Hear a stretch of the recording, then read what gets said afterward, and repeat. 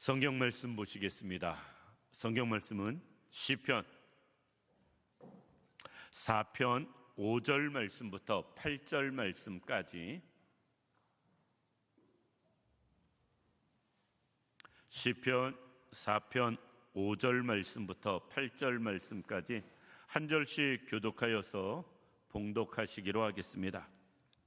의의 제사를 드리고 여호와를 의지할지어다.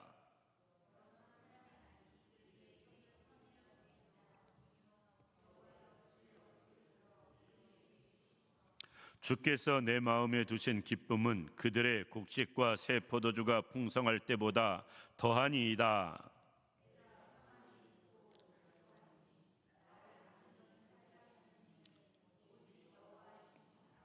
아멘.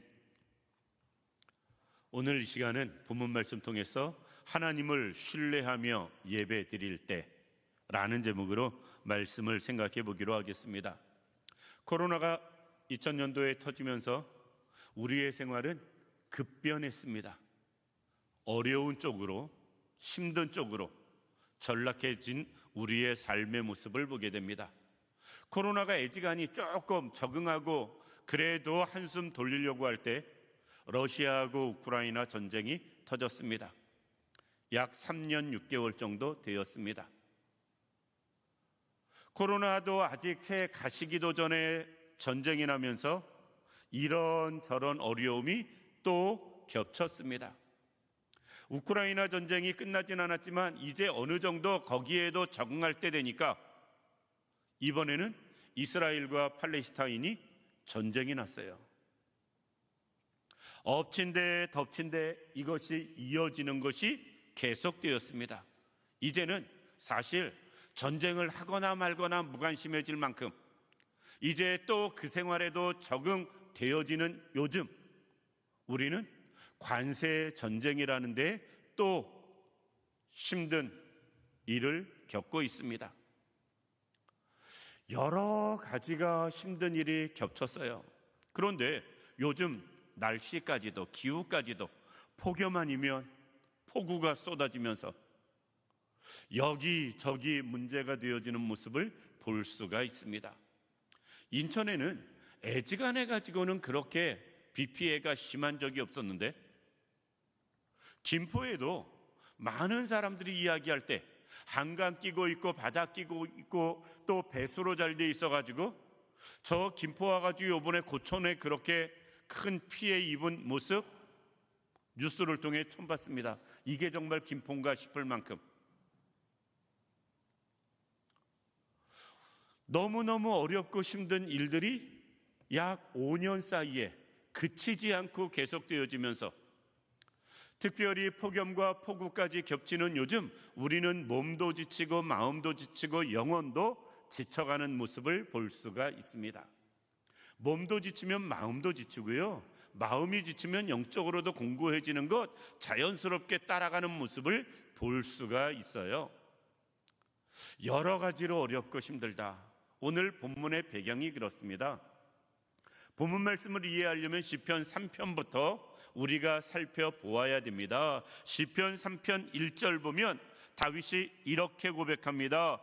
여호와여, 나의 대적이 어찌 그리 많은지요. 일어나 나를 치는 자가 많으니이다.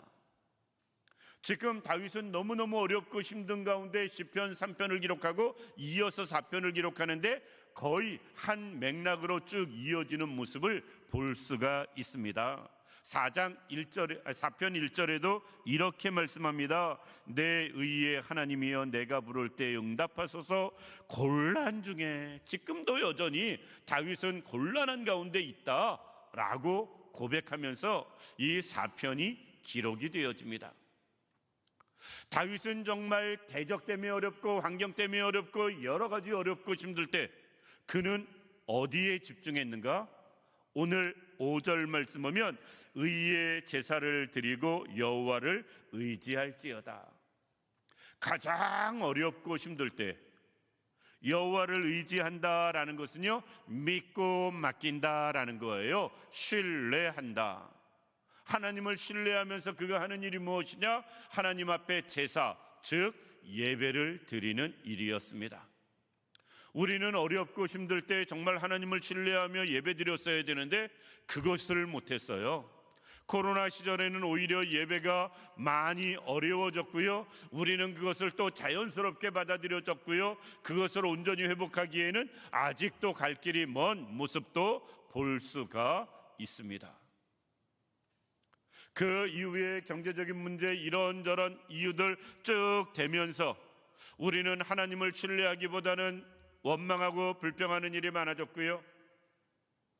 하나님 앞에 예배 드리는 일보다는 그것 때문에 예배가 지장되어지는 일들이 훨씬 더 많았다라는 것입니다. 그런데 어려울수록 힘들수록 문제가 있을수록 우리가 해야 할 일은 무엇이냐? 하나님을 더 신뢰하는 거예요.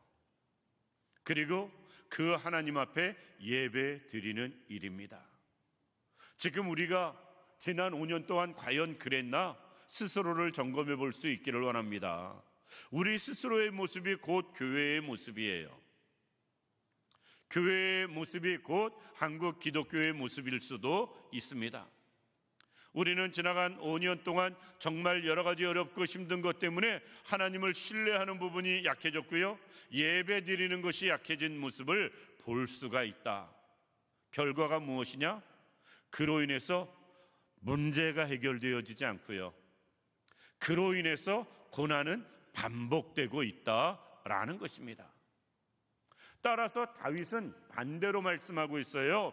어렵고 힘드니까, 사람 때문에 힘들고 환경 때문에 힘들고 여러 가지 문제가 넘쳐나니까 더 하나님을 의지하고 더 하나님 앞에 예배하겠다라는 거예요. 우리에게 먼저 이 마음이 있기를 원합니다. 아무리 힘들어봐라 내가 예배 빠지나, 아무리 어려워봐라 하나님 믿는 믿음이 약해지나, 아무리 사람이 환경이 문제가 이런저런 여건이 힘들어져봐라 내 믿음이 흔들리나, 우리에게 이런 믿음이 있기를 원합니다. 그리고 흔들리지 않는 믿음으로 온전히 우리가 해야 할 일, 그것은 하나님 앞에 예배 드리는 일이에요. 그렇게 어렵고 힘들 때 우리가 하나님을 신뢰하고 온전히 예배를 드린다면 그때 되어지는 일을 본문을 통해서 생각해 보려고 합니다. 우리가 과연 하나님을 온전히 신뢰하고 예배함으로 이런 삶을 살고 있는가? 아니면 못 살고 있는가? 못 살고 있다면 우리가 하나님을 온전히 신뢰하지 못하고 예배하지 못하고 있다는 증거일 수 있습니다. 따라서 우리가 정말 하나님을 온전히 신뢰하고 예배드릴 때 우리에게 주어지는 삶이 무엇인가? 오늘 본문 말씀 보면 이렇게 말씀하고 있습니다. 진정 우리가 하나님을 신뢰하고 하나님 앞에 예배드릴 땐 7절 보면 주께서 내 마음에 두신 기쁨은, 삶의 기쁨이 마음속에서부터 넘쳐난다라는 것입니다. 사실 우리는 알아요. 모두가 경험합니다. 우리 얼굴이 굳어져 있다는 게. 그래서 사진 찍을 때 사진사들이 계속 웃으라고 이야기하는 이유가, 우리는 사진 찍으면서도 멋내고 폼 잡으면서도 얼굴은 웃음이 없어요.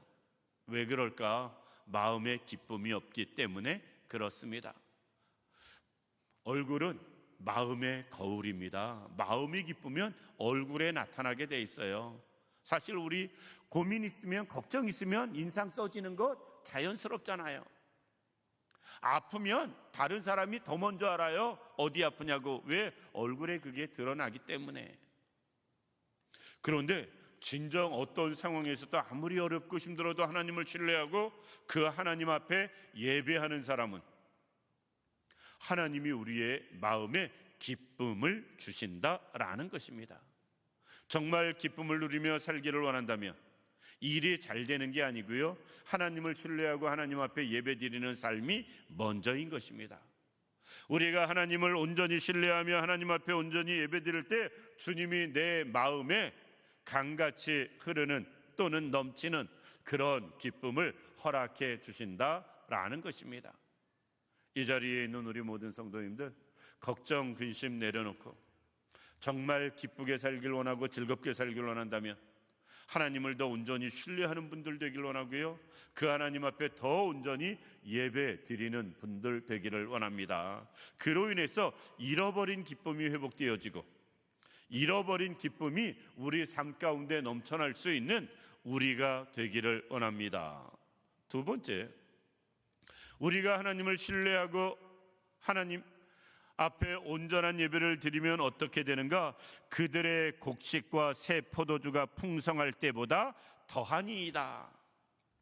여기서 그들은 나를 대적하는 악한 사람들을 이야기합니다. 나를 죽이려고 쫓아다니는 다윗의 입장에서는 사울과 사울의 군대들, 압살롬과 압살롬의 군대들, 블레셋과 블레셋의 군대들, 수많은 사람들의 다윗을 죽이려고 쫓아다녔으니까.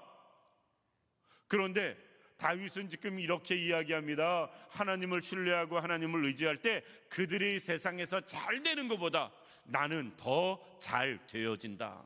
물론 기쁨이 그들의 잘 될 때보다 나는 하나님 앞에 더 기쁘다라는 말인데요, 그럼에도 불구하고 그들의 곡식과 포도주가 풍성할 때보다 더하니이다.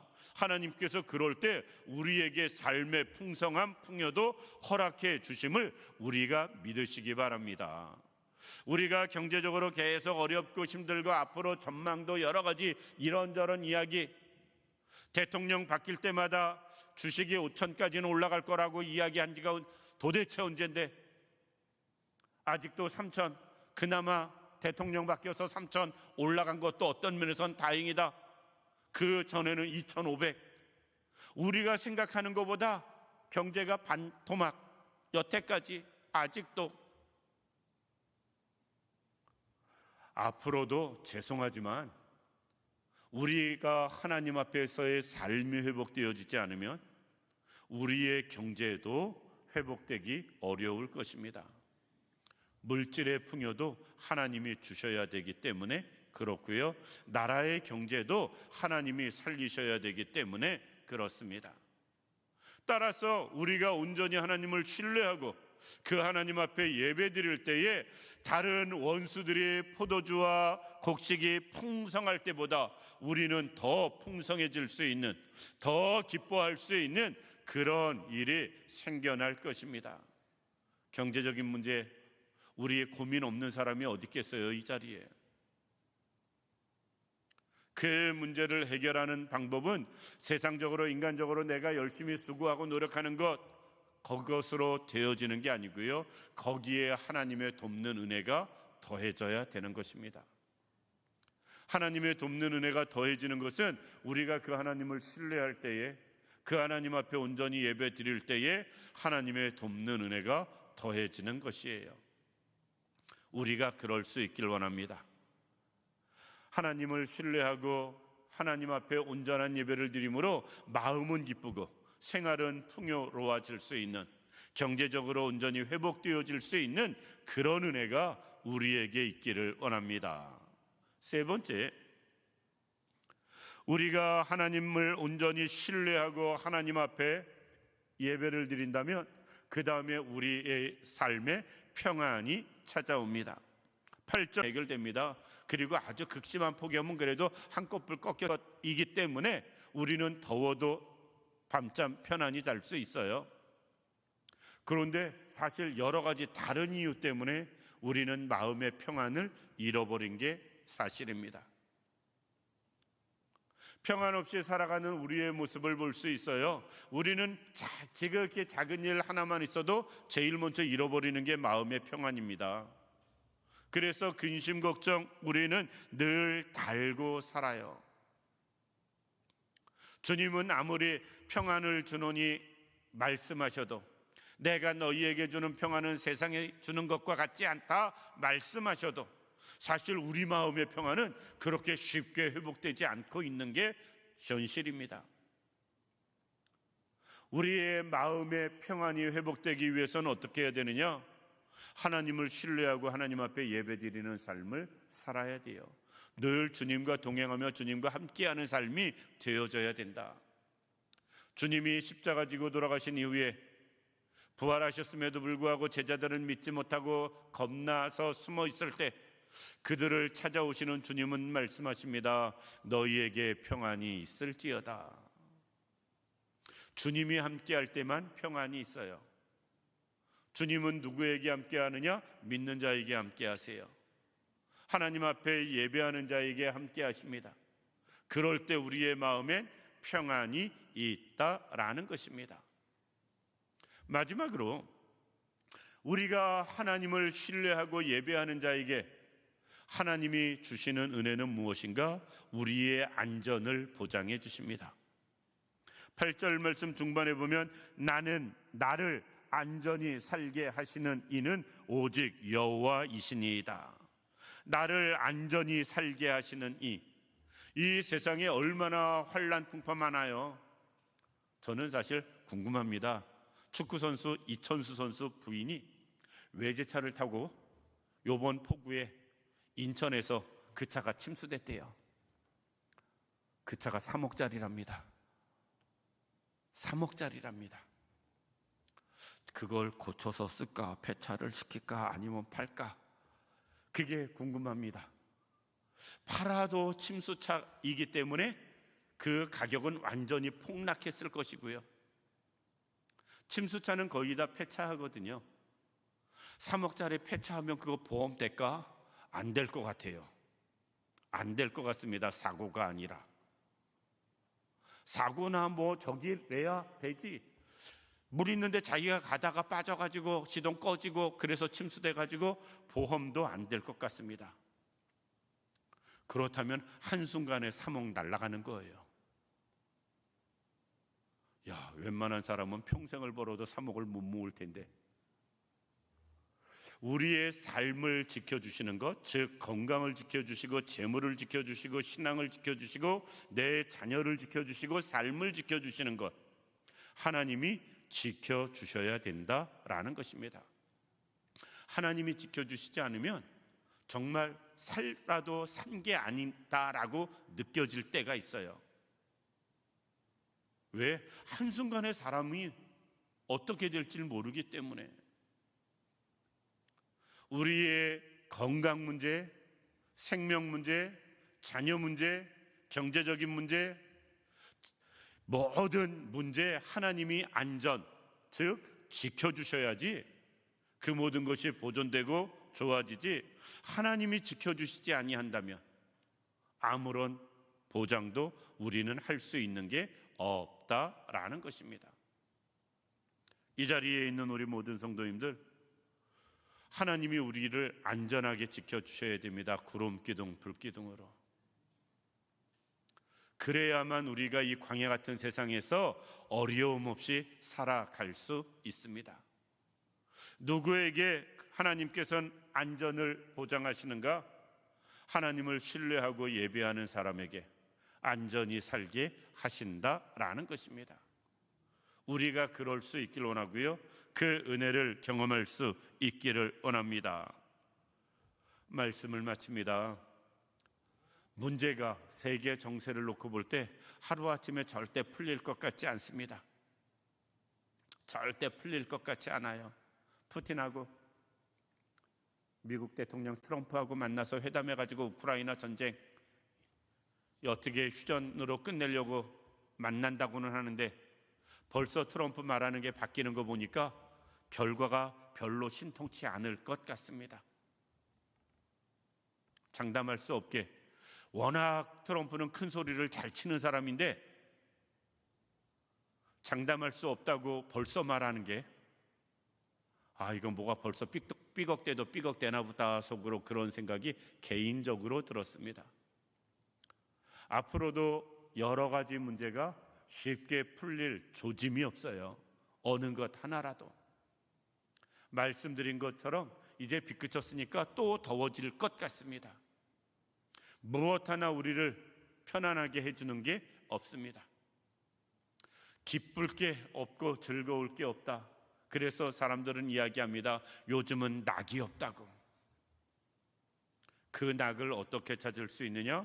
하나님을 신뢰함으로, 예배함으로. 하나님이 기쁨 주실 때, 물질 주실 때, 평안 주실 때, 안전히 보호하실 때 우리는 사는 낙을 찾을 수 있을 것입니다. 따라서 어렵고 힘들다고 탓하지 마시고요, 더더욱 하나님을 신뢰하고 예배하는 우리들 되기를 원합니다. 이런저런 문제 때문에 너무 원망하고 불평하고 마음 상하지 마시고요, 온 마음 다해서 하나님 앞에 예배하고 그 하나님을 의지하며 나가기에 부족함이 없는 우리들 되어서 말씀 주신 그대로 우리 마음에 기쁨이 더해지게 하시고 세상에 누구보다도 하나님께서 더해 주시는 은혜 경제적으로 경험할 수 있기를 원하고요, 마음의 평안 잃어버리지 않고 마음의 평안이 넘쳐날 수 있는 환경 되도록 하나님이 역사하시고, 그리고 사고 많고 풍파많은 이 세상에서 하나님이 안전하게 지켜주시는 그런 은혜 경험해 나갈 수 있는 우리 모두가 되기를 주님의 이름으로 축원합니다.